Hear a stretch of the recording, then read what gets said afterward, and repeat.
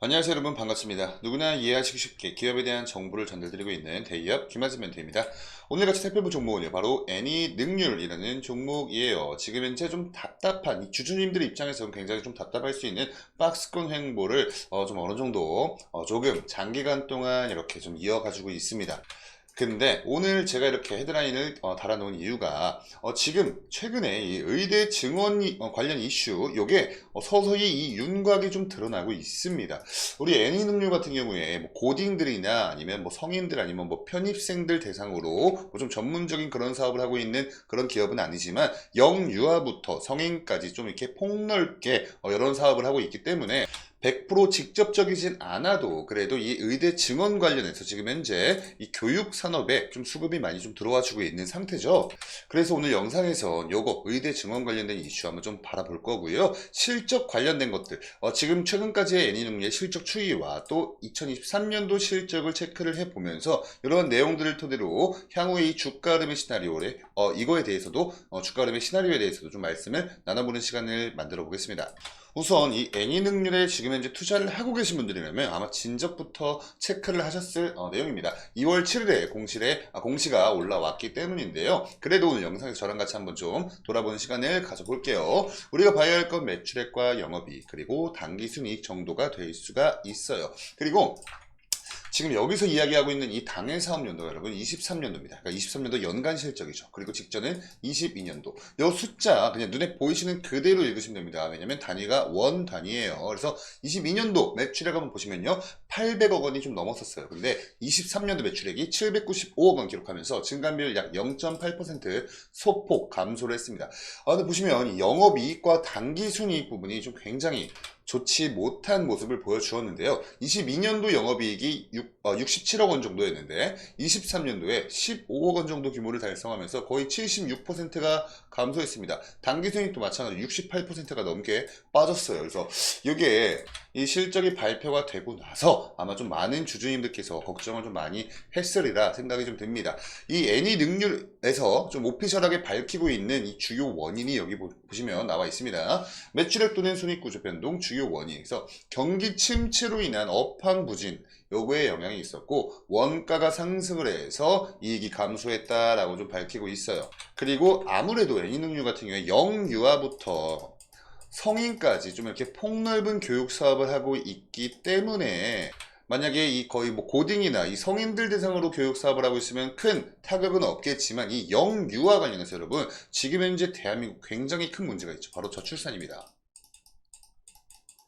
원래 0.7명대를 좀 이렇게 유지를 해주고 있다가 23년도 4분기 들어와서 0.67명이 되죠. 그러니까 0.7이 깨졌습니다. 그래서 굉장히 지금 이제 저출산이기 때문에 이런 게 좀 직격타로 이렇게 애니능률에 이러한 영향이 실적으로 반영이 되지 않았을까 이런 생각도 좀 하고 있고요. 아마 여러 주주님들 또한 저랑 좀 같은 마음이실 거라고 생각이 듭니다. 그래서 지금까지 애니능률의 실적 추이를 한번 좀 보시면요. 20년도부터 22년도까지 3개년 실적 추이입니다. 보시면 매출액 같은 경우에 계속해서 754억, 778억, 802억 원으로 점진적으로 증가해주는 모습 보여주었어요. 영업이익도 마찬가지로 25억, 51억, 68억으로 점진적으로 증가해주는 모습 보여주었고요. 당기순이익 또한 굉장히 견조한 흐름을 역시나 보여주었죠. 매출액, 영업이익, 당기순이익 세 가지 모두 다 잡아서 이렇게 견조한 실적을 보여주고 있었는데 23년도 실적이 너무 안 좋게 나와버린 바람에 그게 지금 현재 이 애니능률 주가에도 많이 반영이 되지 않았나 이런 생각을 하면서 이제 오늘 영상의 본격적인 내용 가장 최근 이슈 한번 좀 살펴볼게요.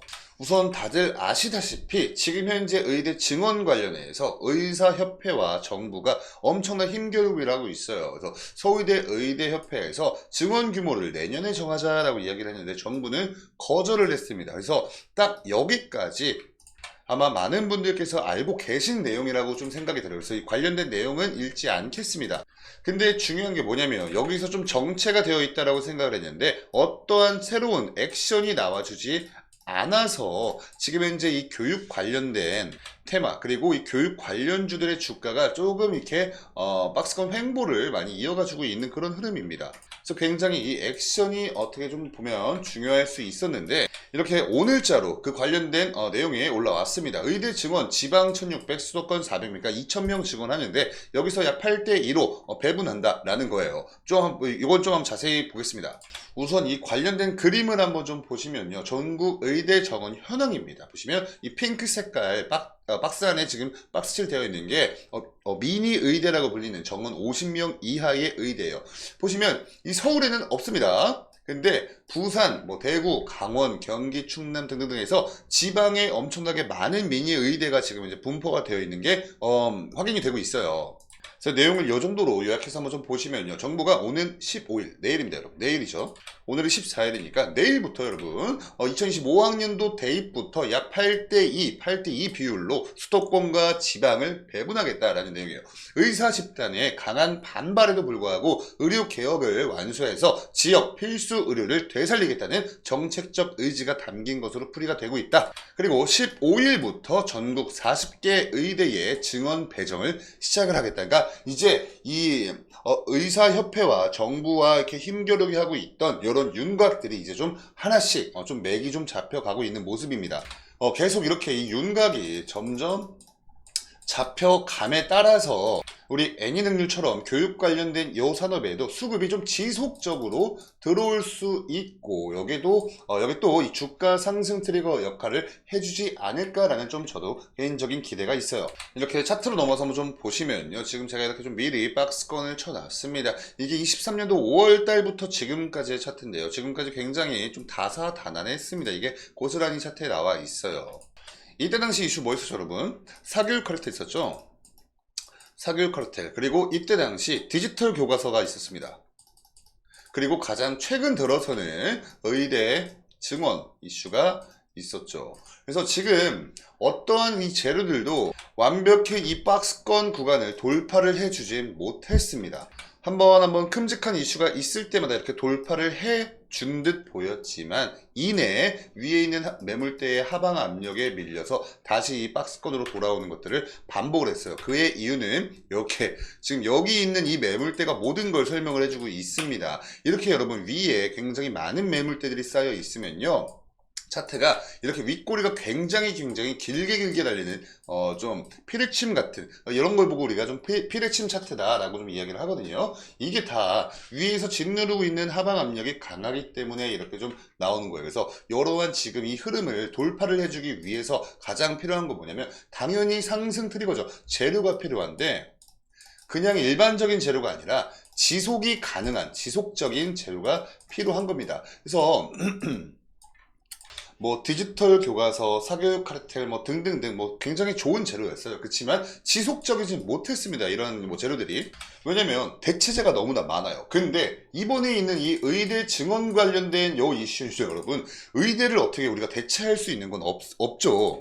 의대를 나와야만 의사를 할 수가 있잖아요. 그래서 요거는 이 대체가 가능한 재료가 아니다라고 보는 게 좀 맞고요. 이 의대 증원이 단순히 2015년도 한 해만 딱 증원하는 게 아니라 그때부터 쭉 증원을 하겠다라는 거기 때문에 지속이 가능한 재료다라고도 우리가 판단을 할 수가 있단 말이죠. 그래서 앞으로 조금씩 더 이 의대 증원 관련된 이러한 윤곽들이 조금 더 선명하게 잡히면 잡힐수록 이 교육 관련된 테마에 수급이 몰릴 것이고 그러면 좀 중장기적인 관점에서 바라본다면 어느 순간 이 임계점 맞이했을 때는 이 박스권, 장기간 박스권 횡보를 돌파를 해주면서 점진적 우상향을 해주지 않을까라는 좀 개인적인 기대를 하고 있고요. 우선 제가 지금 현재 이렇게 그어놓은 이 라인에 대해서 좀 설명을 드리면요. 지금까지 확인이 되고 있는 저항 라인입니다. 1차 저항 라인은 이 박스권 상단 부분인 약 5,700원 요 근처가 1차 저항 라인이다. 이렇게 좀 보시면 되고요. 2차 저항 라인 같은 경우에 이 박스권 돌파가 나왔지만 지지받지 못하고 저항에 밀렸던 모습을 수차례 보였죠. 요 근처에서. 그쵸? 그래서 여기가 한 2차 저항 라인이다. 이렇게 좀 보시면 됩니다. 지지 구간 같은 경우에 이 박스 안에서도 계속 바뀌는 게 좀 눈에 보여요. 이 박스권 하단 부분인 4,900원 여기가 거의 마지노선처럼 좀 보이고 있는데 지금 가장 최근에 여러분 이 검은 색깔 라인 보이시죠? 이게 장기 이평선 241선입니다. 가장 최근에 박스권 하단 부분이 아니라 이 241선 근처에서 지지를 받고 있는 모습이 확인되기 때문에 이 박스권 내부에서도 단기적인 관점에서 이렇게 좀 보시면요. 이 241선 라인에서 줄을 딱 그어보면 약 5,100원 정도로 좀 확인이 되고 있어요. 그래서 지금 단기적인 관점에선 이 5,100원 근처에서 좀 지지를 받고 있는 게 우리가 확인이 되고 있고 1차 저항 라인은 약 5,700원 박스권 상단 부분이죠. 그리고 2차 저항 라인은 약 6,200원 이 정도로 좀 확인이 되고 있다. 이렇게 같이 체크를 하시면 좋을 것 같습니다. 그럼 지금까지 이렇게 애니 능률 관련해서 의대 증원 그리고 실적 추이와 실적에 대해서도 좀 같이 알아봤습니다.